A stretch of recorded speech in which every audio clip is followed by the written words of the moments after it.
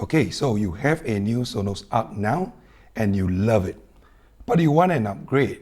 Maybe the bass isn't satisfying enough and you want a Sonos Sub Gen 3, or maybe you want to have actual surround speakers to have a more immersive sound and you are looking at the Sonos Fives. Of course, if money isn't a concern, then you want both. But what if there is a best of both worlds without having to fork out the money for both? Let's find out today.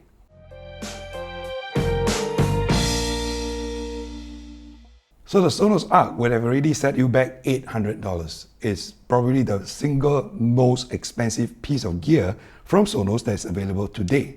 But it does pack a lot of tech for the money.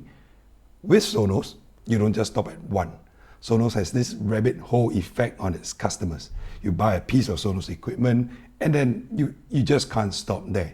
You start thinking about how much better if you had paired it with a sub, how much better if you pair it up into a stereo, or then you start thinking about the soundbar and what if you put the Sonos 5 or the Sonos 1 as the rear surround, and you start thinking maybe the sound is a lot more immersive and it will add to your enjoyment. And before you know it, you have already owned half of Sonos product lineup. And with the Sonos Arc, it's the same. I didn't start out with a complete 2020 Arc setup with the Sonos Fives and the Sonos Sub Gen 3. But one thing led to another, and here I am with the full Sonos 2020 setup. I've done a video talking about this exact setup. Do check it out in the link above if you're interested in that video. But no, don't click it yet. You can view the cards at the end of the video, so don't run away.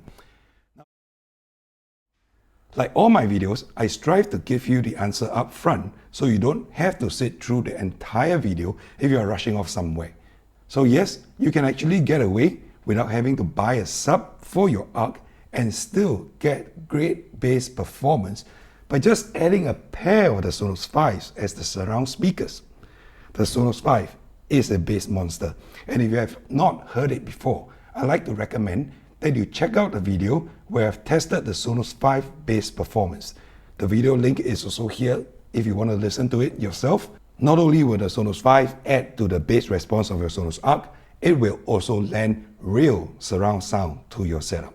And it's pretty amazing how the whole setup sounds. If you have the time to stay to the end of the video, you're going to be able to hear a sample recording that I've made of the Sonos Arc with the Fives versus the Sonos Arc with the Sub Gen 3.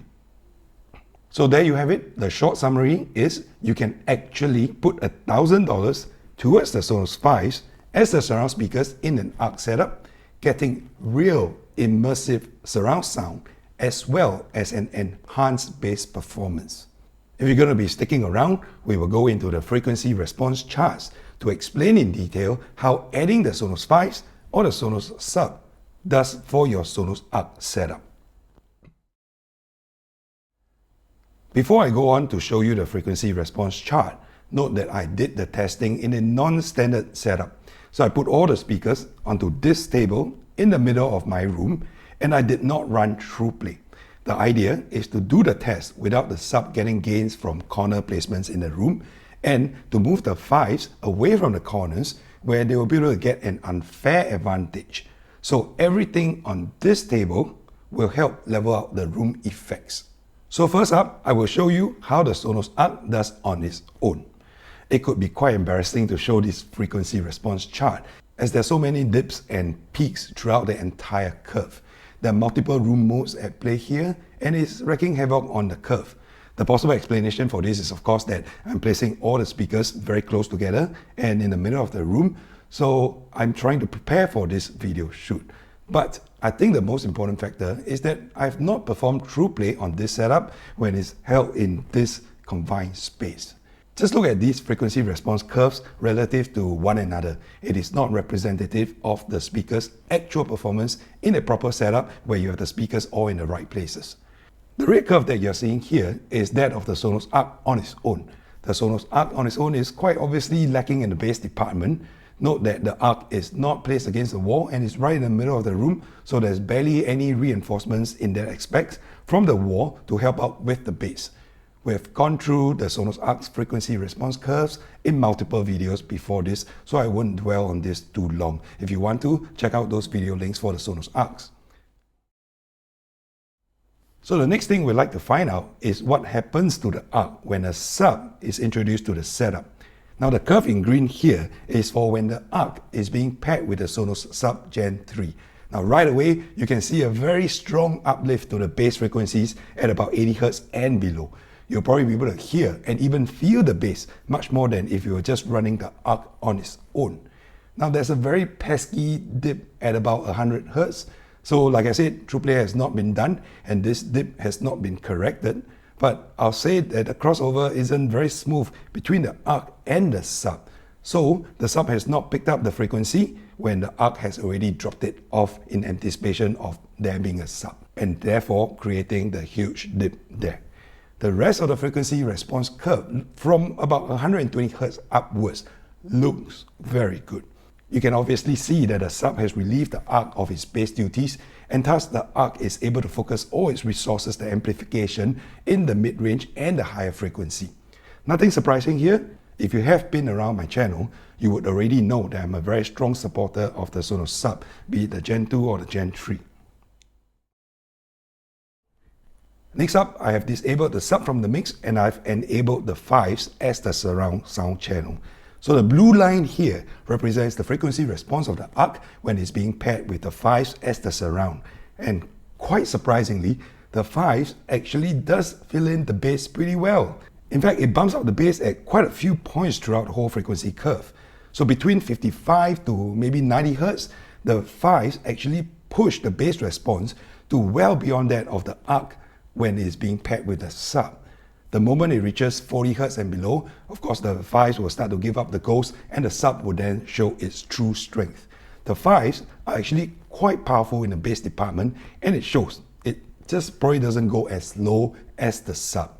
This actually is the highlight of today's video. If you already have an Arc and you want to boost the bass performance of your setup, the Sonos Sub is not your only option. Now this could get a little confusing to look at with all the three curves, so let me just remove the baseline curve for the Arc alone. So it's now the green curve representing the Sonos Arc and the sub, and the blue curve representing the Sonos Arc and the Fives. You can see that the Fives will actually do the job pretty well. Maybe it doesn't reach as deep, and at the upper range of the frequency band, it is still lagging behind, but hey, it's a real alternative to the sub. And at the same time, it gives you real surround sound channels. But you just got to bear in mind that it's a little bit expensive. Okay, sorry, it's a whole lot more expensive than the sub. In fact, this is $1,000 for a pair and this is $700, so there's a whole $300 difference in between them. But you do get the surround sound effect and the benefit of enhancing the bass at the same time. So while you're getting all the science and the measurement, you might want to hear for yourself how it all sounds like. I'll run an Atmos sound clip through two different tests. The first clip is for the Sonos Arc with the sub. The second clip is for the Sonos Arc with the Fives as the surround. It obviously won't record the Atmos effects as the mic is only 2-channel, but you can hear for yourself if you can discern the frequency response differences between the two setups. Now in my channel, I review and discuss wireless audio products, and if this topic interests you, do consider subscribing to my channel. I don't do just any regular reviews by running through the feature lists and the specifications. I dive right into the product and dig really deep. If you find my work helpful, do leave a like on my video, and I'd like to invite you to participate in my small community here in the comment section below. Any contribution to my coffee fund is deeply appreciated and very welcome. I will also leave my link to the Patreon account in the video description below. Okay, so enough of my blabbering. I'll leave you to enjoy the clips I've recorded, and I'll see you in my next video.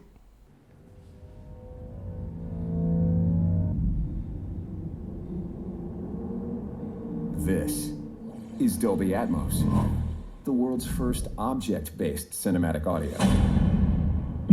With powerful moving audio that transcends from channels to moving around you with pinpoint accuracy.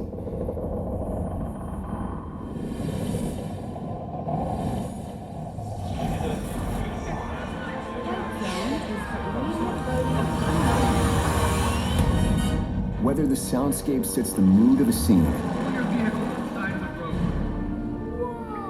What is this place? Come on, you guys, let's go. Or captures the full extent Do you want to know my secret? of nature's fury.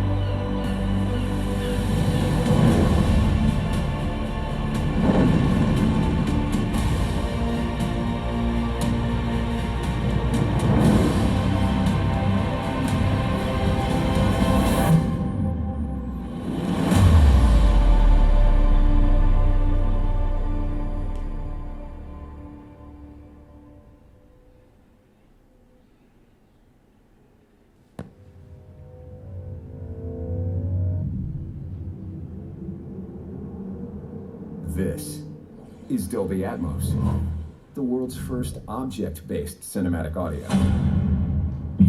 With powerful moving audio that transcends from channels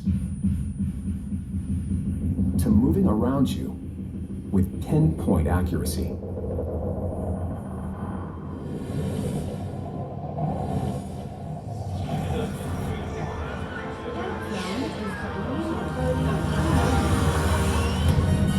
Whether the soundscape fits the mood of a scene. Your vehicle to the side of the road. What is this place? Come on, you guys, let's go. Or captures the full extent Do you want to know my secret? of nature's fury.